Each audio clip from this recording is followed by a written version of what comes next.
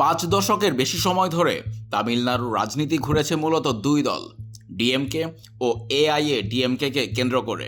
তবে এবার সেই বাইনারি রাজনীতিতে বড় পরিবর্তনের ইঙ্গিত দেখা যাচ্ছে।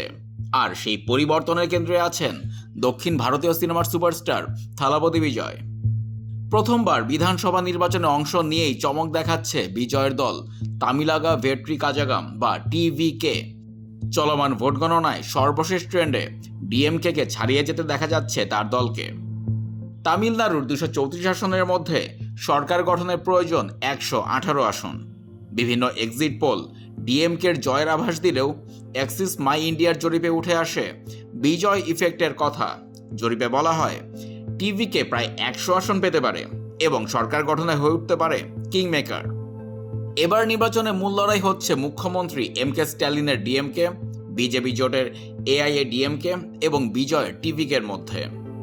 নির্বাচনী প্রচারণায় বিজয় নিজেকে প্রত্যেক তামিল পরিবারের সদস্য হিসেবে তুলে ধরেন। কোনো জোটে না গিয়ে একাই লড়ছেন তিনি। বিজেপিকে বলছেন আদর্শগত শত্রু আর ডিএমকে রাজনৈতিক শত্রু। নির্বাচনে জয়ী হলে তিনি বেশ কিছু প্রতিশ্রুতি দিয়েছেন। এর মধ্যে আছে স্নাতকদের জন্য মাসে 4000 রুপি ভাতা, নারীদের জন্য 2500 রুপি সহায়তা এবং বিয়ের উপহার হিসেবে স্বর্ণ ও শাড়ি। এছাড়া তিনি সরকারি পরীক্ষাগুলো সময় মতো নেয়ার নিশ্চয়তাও দিয়েছেন।